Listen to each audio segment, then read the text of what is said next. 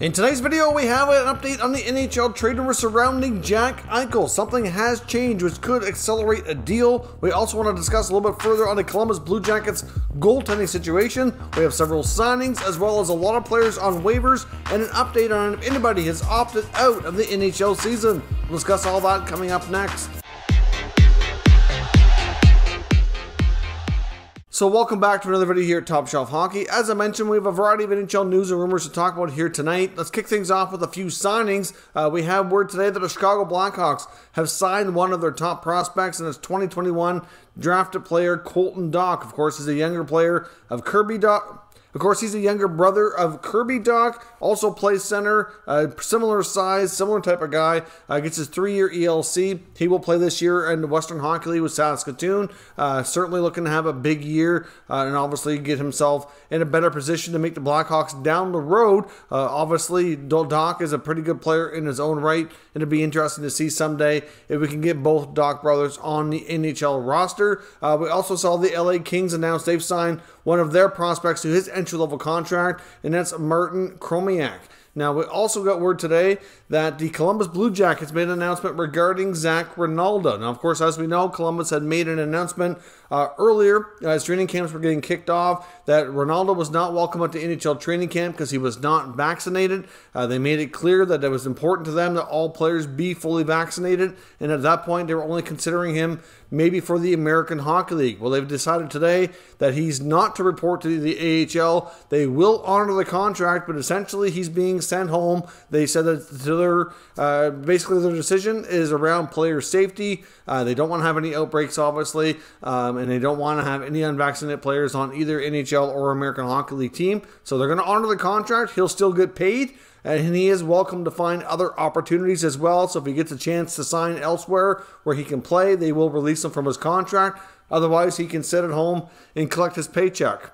Other news out of Columbus as well. We had yesterday one of the goaltenders, Cam Johnson, was on waivers, and apparently there was issues with his physical, which resulted in the waiver situation. Apparently Johnson was not physically fit to their standards. I'm not sure how bad it was, but it sounded like it wasn't good at all, and he was put through waivers for that purpose. So it doesn't even sound like he is really welcome with the team right now. It sounded like they sent him home, and that's part of the reason why they signed JF Berube in the last day or so here as well. As I mentioned, and we're going to talk about Columbus goaltending a little bit later, but obviously they have Merzlikins, they have Korpisalo, they signed Berube, they have Tarasov, and then they had Johnson, and they wouldn't have really needed to sign Berube if Johnson would have been in better shape and able to play some American Hockey League games for them, but that's not really part of the plan now because he was not in shape at all, apparently, is what Aaron Portzline of The Athletic was reporting on that situation. So it'll be interesting to see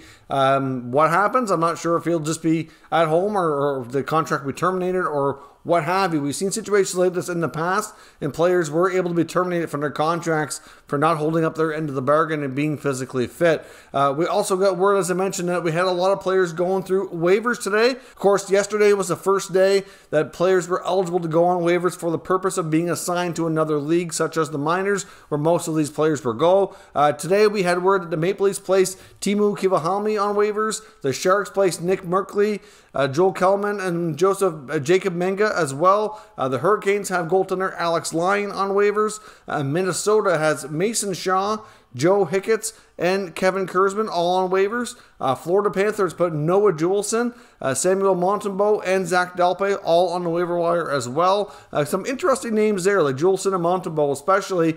I could see maybe a claim being made on one of those guys. The Penguins put Taylor Fadoon on waivers, and the Dallas Stars placed Ben Gleason and Joel Esperance. So any of those guys will be eligible to be claimed up until tomorrow afternoon. And as I mentioned yesterday, there will be a ton more players over the next week or more going through waivers as teams make cuts from their NHL training camps and want to assign these guys to their minor league affiliates. Obviously, if they have a limited experience, they'll be waiver exempt, won't need to go through that process. But a lot of these older players have been around for more than a few years, now need waivers to be assigned to other leagues or be loaned overseas or anything of that nature. We also got word today that no NHL players have opted out of the upcoming 21-22 season. I know the main player that many people were kind of waiting to see on was Vancouver Canuck defenseman Travis Hamonic. Now, the Canucks did put out a statement a little bit earlier this evening confirming that Hamonic has not opted out, but he does remain at home, and they said he's dealing with a personal situation, and they will not be commenting on the situation any further. So all we know at this point is that Hamonic is an unvaccinated player. I know he had requested maybe being moved to a U.S.-based team. That doesn't really seem to be anything that could be materialized. I know a lot of teams are quite, unhappy about. I know many teams are not really overly thrilled about having unvaccinated players because it does create a bit of a conflict when it comes to being able to play in certain areas, and they can miss time and all that. So I'm not really sure how easy that's going to be. But all we know at this point is he is not opted out. So his cap hit will still count. He's still technically a member of the Canucks. Will he play this year? How is this all going to work? We still don't know. But all we know is Hamonic and nobody else has opted out of the NHL season.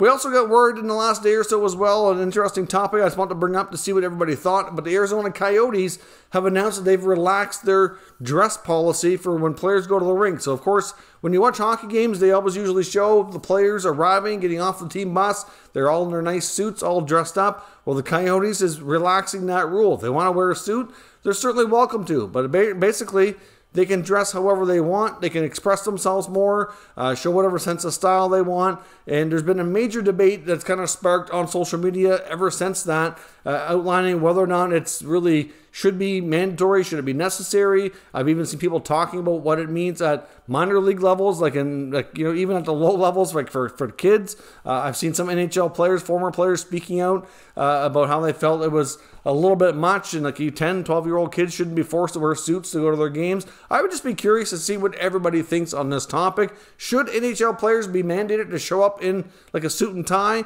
or should they be allowed to wear whatever they want and express themselves a little bit more freely? The Toronto Maple Leafs docu-series All or Nothing on Amazon Prime actually became available to watch today as well. So a reminder for that, if you have Amazon Prime, you can go ahead and watch it. If not, it's not a complicated process or overly expensive to sign up to do that. You might even be able to get a free trial. I'm not sure. I believe I had a free trial when I first got my account set up a while back. There is a total of 5 episodes. Each episode ranges between like 45 to 48, 49 minutes long. So far, I've watched 3 out of the 5 episodes. It looks pretty interesting. You're not going to really obviously be, shocked over what happened because we already know what happened in the playoffs, but it is rather interesting to see a behind-the-scenes look over how the players are reacting off of the ice. You hear Sheldon Keefe a lot. He's probably arguably the main character here in this docu-series as well, and I'd just be curious to see what everybody is thinking about it for those of you that have taken the time to watch any of it here so far. Now, before we go any further into the video, I do want to pause for a moment and acknowledge our channel sponsor, Manscaped.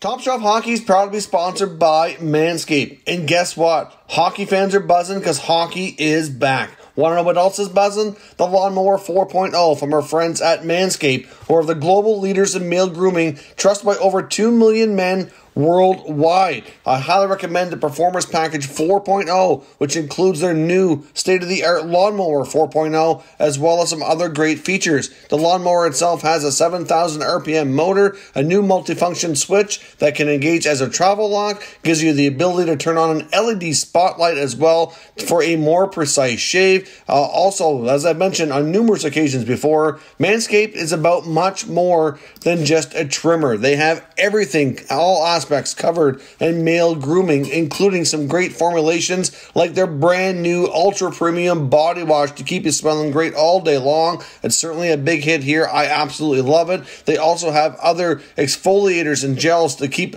all aspects of your grooming needs covered. I highly recommend you check out manscaped.com. Use promo code TSH for 20% off and free shipping. That's 20% off and free shipping at manscaped.com using promo code TSH. So thanks very much for watching the promotional content. I do greatly appreciate it. There is a link down below in the pinned comment if you're interested in browsing their website and possibly making a purchase. Now onto the trade section of our video here today. As I mentioned, I do want to talk a little bit further about the goaltending situation in Columbus. Now they're not the only team that has an excess amount of goaltenders where they could see one be moved. But as I mentioned before, and there's been more reports from Columbus media suggesting that a guy like Jonas Korpisalo could certainly become a player to watch as we go through this season. Doesn't mean a deal is going to happen anytime soon. It's maybe a little bit more into the NHL season, especially if you see a team run into a goaltender not playing well, getting hurt, or where a major need kind of popping up here. Obviously, they signed Merzlikins to an extended, long-term contract, so he's not likely going to be something that they're going to want to trade.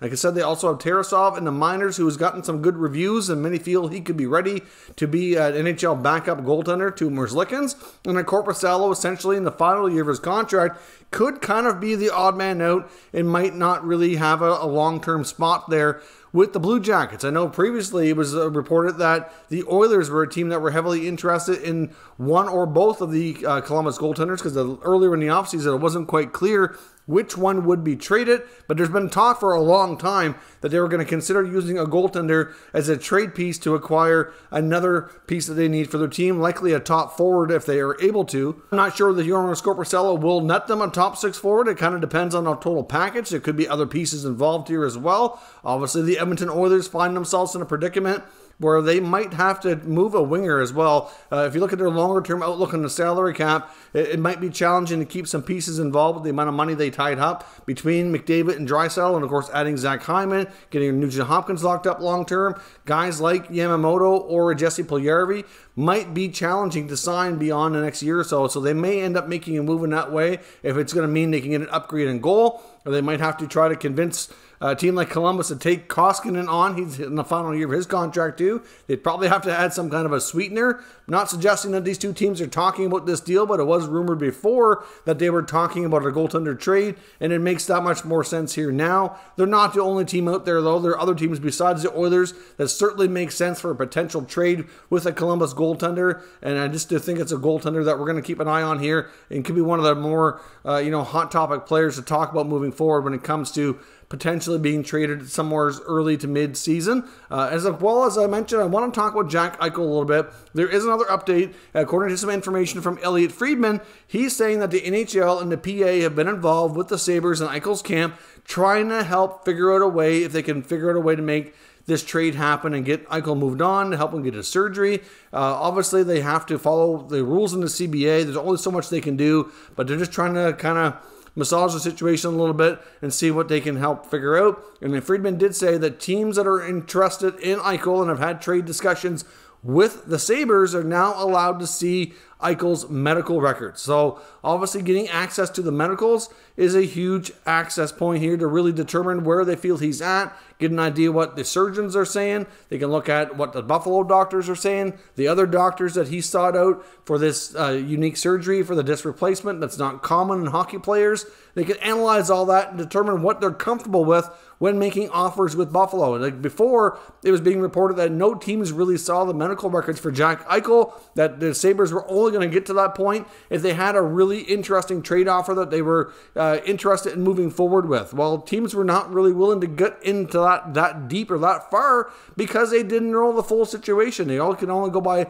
so much information, which makes it difficult, right? So it's kind of part of the big problem here, why things have drug on so long. And obviously, many people agree here that the NHL without Jack Eichel is not as good as it could be with him. He's a star player, and obviously the NHL wants to be able to market these star players, get them into action, and they're trying to do what they can here to see if they can help find a solution. But like I said, they're kind of tied to the CBA. They can only do so much here, but hopefully accessing the medical records would be a big help. I know amongst the teams that I've heard talk about potentially being still interested, I would put a team like Anaheim right near the top of that list. Hard to say if they end up being the team that lands a deal, but I know based on what we've heard about the Ducks and all the prospects and younger players that they have that they'd be willing to consider making a trade with, I think that could be a possible top destination where Eichel could possibly end up going. I wouldn't rule out teams like the Minnesota Wild, wouldn't completely rule out even the Calgary Flames or the New York Rangers. I think the Rangers are probably getting close to ready to move on. If, like I said before, if we hear an extension on Mika Zibanejad, then I would say the Eichel situation is 100% not happening. I'm not convinced it's going to happen even without it, but it's going to be even more moved on and dead for sure if they sign Mika long-term, because they can't have Zibanejad contract at $10 million or something like that, and Eichel's at $10 million, and then you got to sign Adam Fox here shortly. It's getting too much, right? Then of course you got Shesterkin. It's going to likely be getting a good raise here soon. So they got to kind of project out their cap, and it would just be too much in the short term. So to me, they're a team that could be still involved. However, I think it's a little bit less likely compared to some of the other ones. I don't, like I said, for that reason, I'd almost put Anaheim right near the top, but that's just my take on it. But the fact that they're able to see medical records is a nice step in the right direction. It still might take a while to get a deal done, but at least it's something to kind of get talks generating here and hopefully get a solution to this sooner than later. Let me know your thoughts on everything discussed here today down in the comments. We'll discuss further. If you're new to this channel, make sure you subscribe and stick around. We'll keep you up to date with all the latest news, rumors, and analysis on all 32 NHL teams. Thank you for watching, and I'll catch you next time.